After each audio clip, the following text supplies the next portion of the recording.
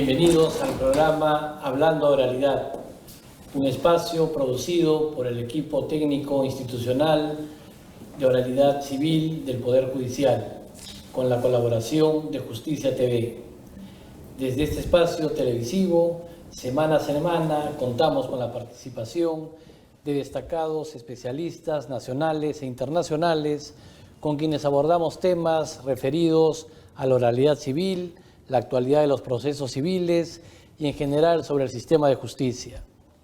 En el programa de hoy contamos con un invitado muy especial, el doctor Jaime David Abanto Torres, quien se desempeña como juez superior provisional de la Sala Mixta Permanente de ATE de la Corte Superior de Justicia de Lima Este.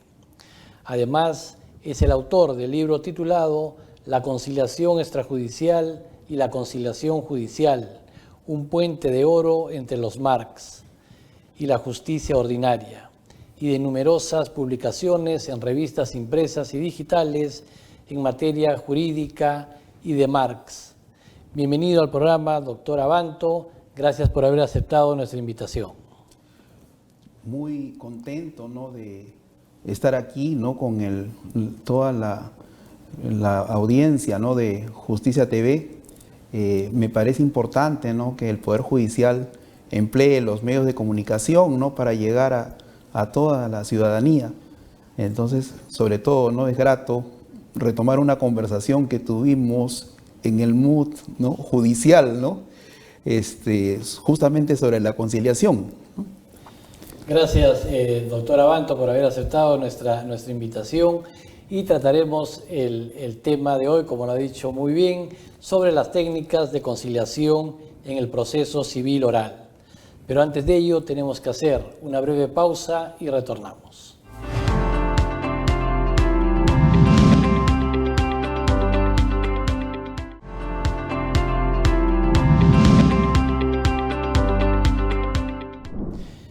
Bien, retornamos con esta entrevista al doctor Abanto.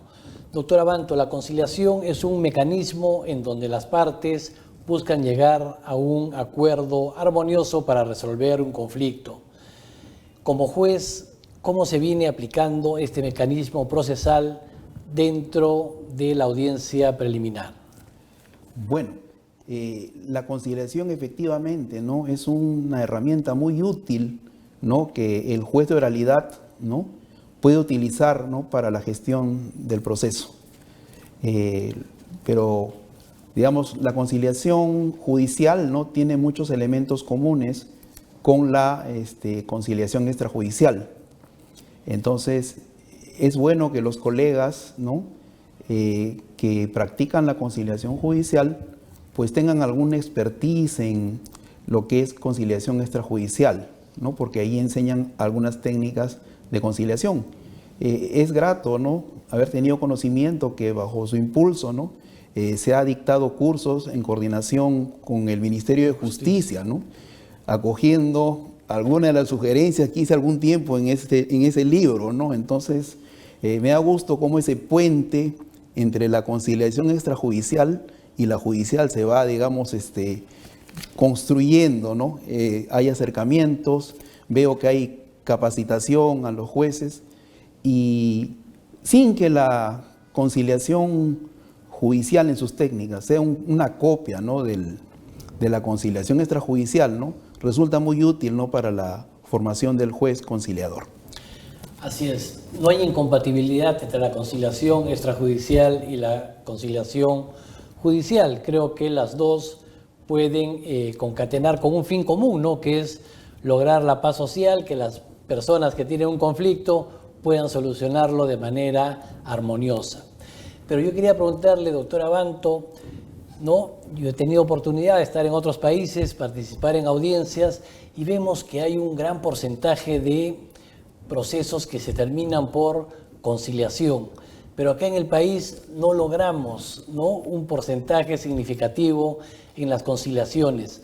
¿A qué considera usted que se debe esta situación de nuestro país? Bueno, en parte es por la legislación, ¿no?, de nuestro Código Procesal Civil. Esta legislación contiene muchas limitaciones. Por ejemplo, la posibilidad, ¿no?, de que el juez solo pueda celebrar acuerdos conciliatorios constreñidos a las pretensiones que se ponen en la demanda y la reconvención, es una limitación muy importante, ¿no? Por ejemplo, si la ley procesal permitiera, ¿no?, que el juez conciliador pueda permitir cualquier acto jurídico lícito, ¿no?, como acuerdo, sería un gran avance, ¿no? Otro tema de la práctica es que muchas de las pretensiones que se discuten en los procesos de oralidad versan sobre derechos no disponibles, ¿no?, motivo por el cual, digamos, el juez no puede usar esta herramienta de la conciliación. Ahora, no podemos perder de vista, digamos, el factor, digamos, sociológico, ¿no? Venimos de muchas décadas viviendo la llamada cultura del litigio. Entonces, digamos, el abogado experimentado ha sido formado solamente, digamos, para tener el juicio como única alternativa de resolver los conflictos. Y también, valgan verdades, ¿no?, la ciudadanía desconoce, ¿no?, que puede solucionar sus conflictos mediante el diálogo, ya sea mediante una conciliación extrajudicial ante un centro de conciliación, o bien puede conciliar en el mismo proceso. Entonces, la experiencia me indica, ¿no?, que muchos abogados no asesoran en ese sentido, ¿no?, a sus clientes. Entonces, eso fomenta, digamos, ¿no?, la falta de acuerdos, ¿no?, la falta de conciliaciones. Y también, digamos, la esperanza, digamos, son las nuevas generaciones de estudiantes de Derecho, ¿no? Ya se ve que en las facultades se empiezan a dictar cursos de negociación, cursos de conciliación, cursos de arbitraje, ¿no? Entonces, ya se están dando cuenta que el abogado moderno, el abogado joven, no solo tiene que ser bueno en el litigio, tiene que ser bueno en la contratación, ¿no?, porque la conciliación es una negociación. Tiene que ser bueno en la consulta y también en los medios alternativos. Tiene que tener conocimiento de lo que es un arbitraje, de lo que es una conciliación extrajudicial. Y así, ¿no?, en materia civil se podría resolver cantidad de controversias, ahorrando a las partes el tiempo y el costo, ¿no?, de un litigio judicial. Yo celebro, ¿no?, mucho, he visto con agrado un spot publicitario, ¿no?, acá impulsado, ¿no?, por la ETI Civil, ¿no?, que grafica bastante bien, ¿no?, cómo las partes pueden tener la oportunidad de resolver su conflicto, ¿no?, en una audiencia ante un juez, a pesar de que su juicio tiene tiempo de tramitación. Entonces, es nuestro deber, digamos, ¿no?, difundir, ¿no?, la existencia de la conciliación como una posibilidad real y cierta, ¿no?, de resolver las controversias. Así es, en efecto, en principio debemos trabajar por tener una sociedad pacífica, ¿no?, que los conflictos, las controversias que podamos tener los ciudadanos las arreglemos en forma armoniosa. Antes de un proceso judicial, como bien lo dijo el doctor Abanto, tenemos los centros de conciliación extrajudicial que son regidos por el Ministerio de Justicia, ¿no?, a los cuales se puede acudir, y esta acta de conciliación tiene los mismos efectos que una sentencia. Y de igual manera, si no logran un acuerdo en la etapa prejudicial, les queda una posibilidad más en los procesos que se tramitan con oralidad civil en la audiencia preliminar. Bien, tenemos que hacer una breve pausa y retornamos.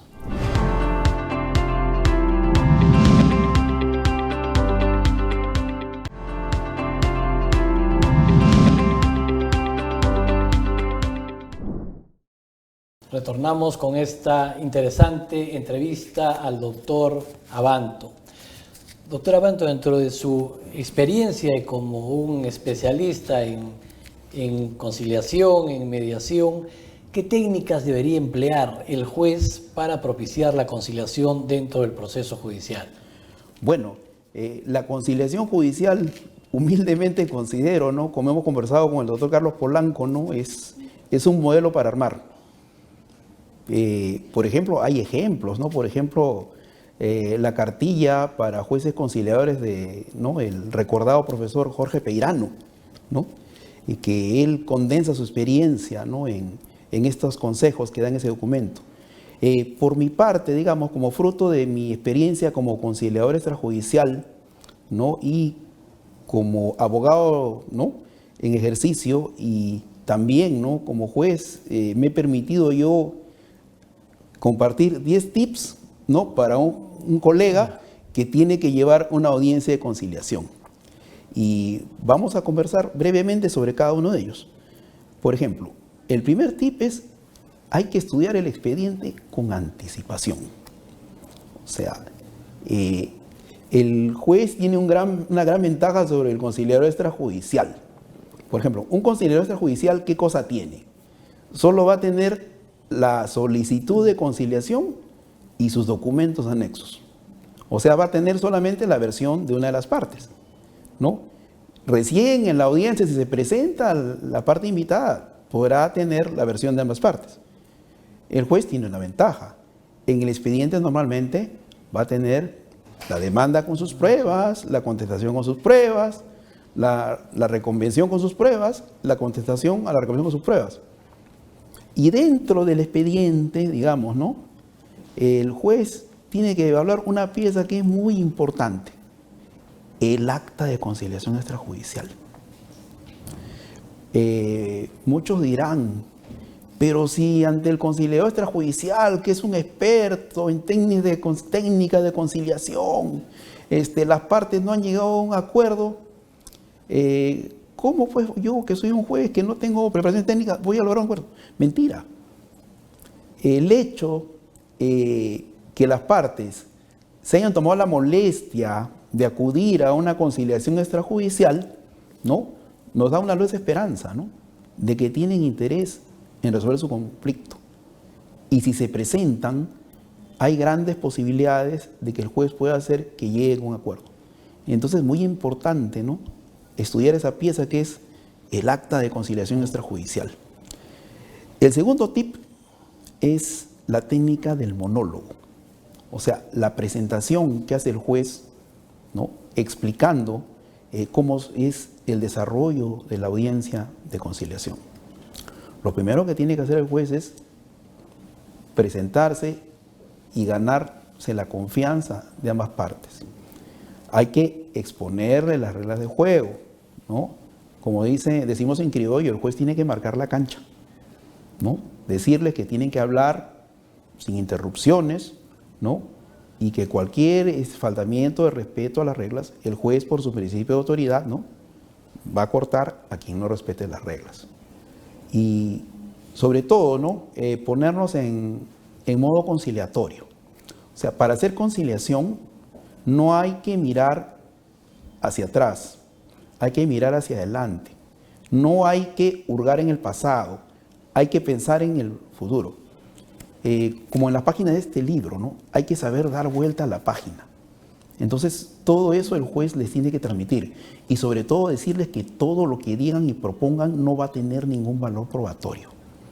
Con eso las partes pueden hablar, ¿no?, con toda libertad, pueden negociar y, digamos, el juez tiene que ganarse la confianza de las partes con esta primera intervención. El siguiente tip es identificar los intereses de las partes. El juez tiene que fomentar un diálogo entre estas y ver, digamos, ¿no?, qué es lo que las partes pretenden realmente. Tenemos un dicho, ¿no?, los abogados, el papel aguanta todo. Entonces, el juez tiene que ver, digamos, ¿no?, lo que subyace. Hay un ejemplo que usan mucho los conciliadores, el ejemplo del iceberg, ¿no? ¿Qué se ve del iceberg? Lo que está por encima de la línea de flotación, ¿no? Eso que se ve no es ni la 10ª parte del iceberg, ¿no? Por eso que el Titanic, cuando se choca contra el iceberg, pues se hizo pedazos, a pesar de que es un buque poderosísimo. Entonces, el juez tiene que tener la habilidad de ver lo que está por debajo de lo que dice la demanda y la, ¿no?, reconvención. ¿Por qué? Porque es así, digamos, ¿no? Los conflictos rebasan, digamos, el ámbito de lo jurídico. Y un abogado, cuando le traen un caso, no resuelve romances, no resuelve problemas familiares. Lo que va a hacer un abogado es traducir el lenguaje jurídico, o sea, una demanda, digamos, ¿no?, algo que puede satisfacer el interés de su cliente. Entonces, el juez tiene que explorar esos intereses. Ahora, la identificación de intereses es una herramienta muy útil para el juez. Juez que identifica intereses, ¿no? O concilia o va a sentenciar fácilmente ese expediente. Entonces no es un trabajo en vano. Otro consejo, otro tip, el cuarto es la escucha empática. ¿Qué es la escucha empática? El juez tiene que saber escuchar. Y escucha empática es lo que en el argot conciliatorio se llama escucha activa. El término correcto es escucha empática. ¿Por qué? Porque el juez tiene que saber ponerse en el lugar de las partes. El viejo dicho, ¿no? Saber ponerse en los zapatos del otro. O sea, entender, ¿no?, cuál es la realidad, ¿no?, de la parte, manejar sus sentimientos, sus emociones, porque las partes vienen cargadas, digamos, ¿no?, de un conflicto real. Yo siempre digo, detrás de un expediente, ¿no?, hay un drama humano, y peor si es un conflicto, ¿no? Los peores conflictos son los conflictos entre parientes, ¿no? Y no solo hablo de los juegos de familia, juicios de división y partición entre hermanos, ¿no? Son líos terribles, ¿no? Pero bueno, escucha empática. Otro tip es prestar atención al lenguaje no verbal.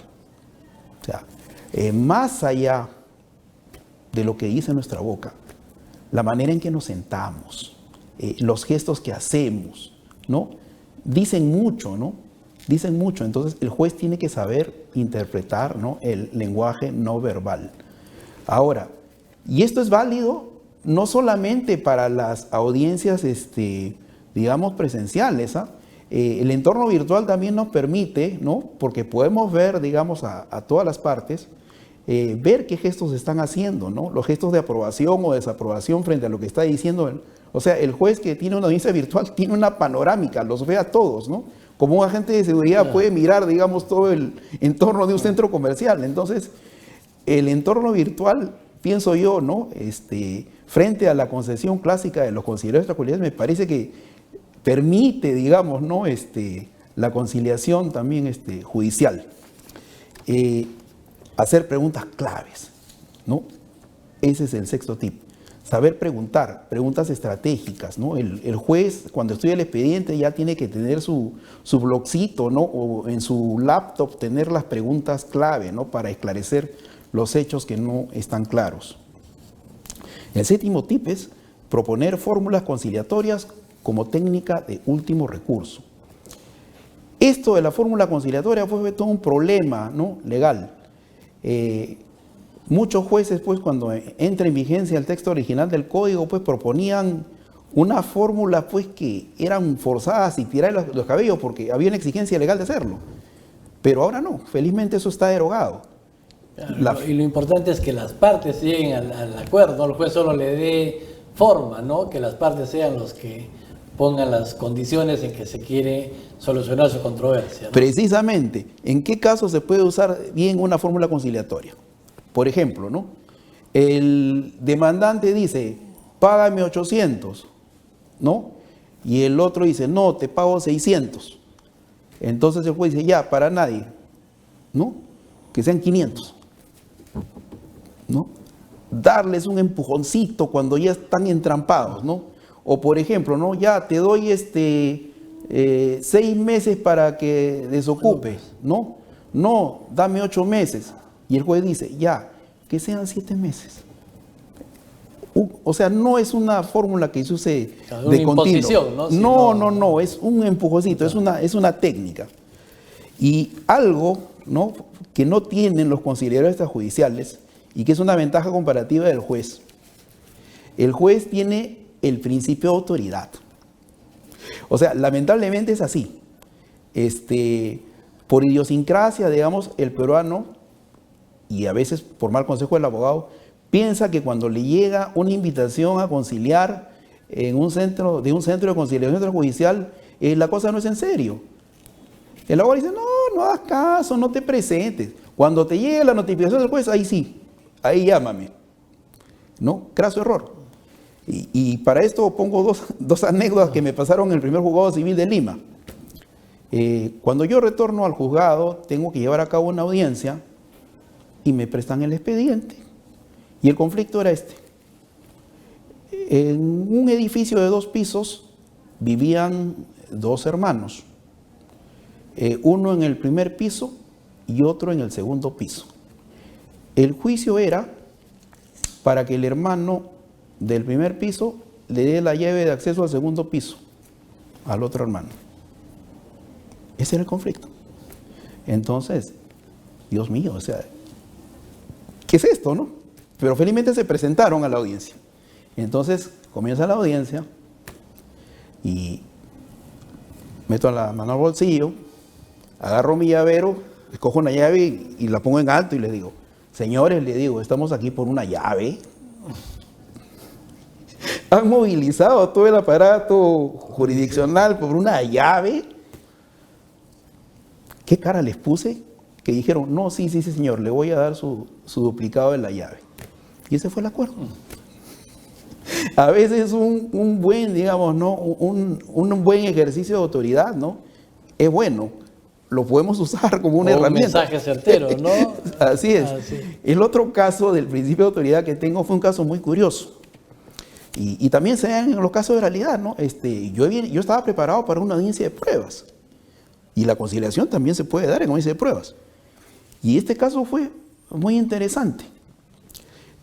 Las partes habían acordado, ya fuera de audiencia, que la deuda iba a ser pagada con un cheque de gerencia. Y todos estaban de acuerdo. Entonces, yo les pregunto sorprendido, pero ¿por qué no han hecho una transacción extrajudicial, no? Y le digo al demandante, un cheque de gerencia pues, es como dinero en efectivo, o sea, acá no hay forma de que usted pierda. Y me dijo, señor, le digo, a ese yo no le creo nada. Solo si es delante de usted yo creo. Y se les hizo el acta de conciliación, ¿no? Con el acuerdo de pago de cheque de gerencia y se ejecutó de inmediato en mi presencia con la entrega del cheque. Sí, bien. Y también hay otras anécdotas, ¿no? Generalmente la conciliación extrajudicial se realiza en primera instancia, es decir, antes de que se expida la sentencia. Pero en la sala mixta de ATE, que usted integra, doctor Abanto, lograron hacer una conciliación en segunda instancia, ¿no? Después de que ya existía una sentencia en el proceso. ¿Nos puede comentar este caso? Claro que sí. Lo normal, ¿no?, para un juez es que el conflicto sea un demandante con su abogado contra un demandado con su abogado. Este conflicto era más complejo. Se trataba de un procedimiento de administración judicial. Eran dos hermanas, ¿no?, que pedían para sí la administración judicial, ¿no?, de unos inmuebles que eran herencia de su difunto padre. En la parte demandada había 5 hermanos, pero de estos hermanos, ¿no?, había 3 que eran de padre y madre, ¿no?, y había 2 que eran de otras mamás. Bueno, es el caso peruano.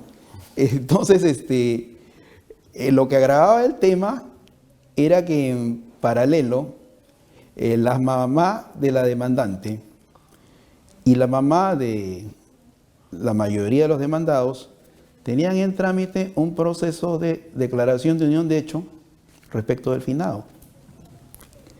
Y estaban acumulados en otro proceso y el juez tenía que definir, ¿no?, a cuál de ellas les correspondía ser declarada, ¿no?, como conviviente. Entonces, para suerte nuestra, ¿no?, en la vista de la causa, advertimos, digamos, esta situación y le recomendamos que negociaran directamente, ¿no?, al ver que estaban presentes los 7 hermanos. Se les aconsejó, ¿no?, una receta de mi bisabuelo, que fue juez de paz de Vitarte. Vayan a almorzar juntos, ¿no?, con sus abogados, ¿no?, conversen y en un plazo de 3 días nos cuentan qué pasó. Y bueno, se reunieron, en verdad, nos presentaron una fotografía que estaban todos juntitos en una pollería ¿no? Pero en sus escritos, cada quien contó una versión distinta de lo que había pasado en la reunión. Entonces, el colegiado delibera y bueno, decidimos, bueno, pero si se han tomado la molestia, ¿no?, de reunirse, es que hay esperanzas. Y se citó pues a una audiencia conciliatoria especial. Y estábamos preparando la audiencia y para fortuna nuestra, las mamás, ¿no?, de estos jóvenes querían participar de la audiencia. Entonces, por el principio de dirección que tenemos los jueces, ¿no?, ningún inconveniente, que comparezcan. Y al inicio, ¿no?, se agruparon, ¿no? Había las demandantes con su abogado y el otro grupo de hermanos, ¿no?, con su abogada, y cada mamá se alineó en cada uno de los bandos. Entonces, ese fue, digamos, el ejercicio. Entonces, bueno, ya comenzada la audiencia, pues tuvimos que aplicar las técnicas, ¿no? Sobre todo fue muy importante el monólogo, la presentación, el respeto, ¿no?, de las reglas, porque obviamente al comienzo, ¿no?, había que manejar los sentimientos y emociones, ¿no? Hubo llantos, ¿no?, hubo recriminaciones. Entonces, el juez conciliador un poco, pues, es como, digamos, como una bayeta, ¿no?, como ese paño amarillo que limpia y tiene que absorber, digamos, todo eso, ¿no?, exprimirlo y seguir para adelante. Y bueno, felizmente los abogados querían intervenir y yo decía, señores, calma, por favor. Primero quiero escuchar a todas las partes. Y me fui dando cuenta que en el grupo demandado había dos subgrupos, digamos, ¿no? Cada hermano tenía su propio interés, así es. Entonces, ay, caramba, qué complicación, porque la parte demandada no están alineados, y ahí me di cuenta. Pero felizmente se pudo advertir que el interés de las partes era, digamos, de las demandantes, era seguir percibiendo, digamos, ¿no?, una renta de los alquileres, ¿no?, como era cuando su papá estaba vivo, ¿no? Eran las hermanas menores, entonces siempre les habían apoyado económicamente, ¿no? Pero todos los problemas pasaron cuando el papá murió. Y el tema era que la otra parte, digamos, quería pues que la parte demandante se desistiera de esa demanda de declaración de unión de hecho.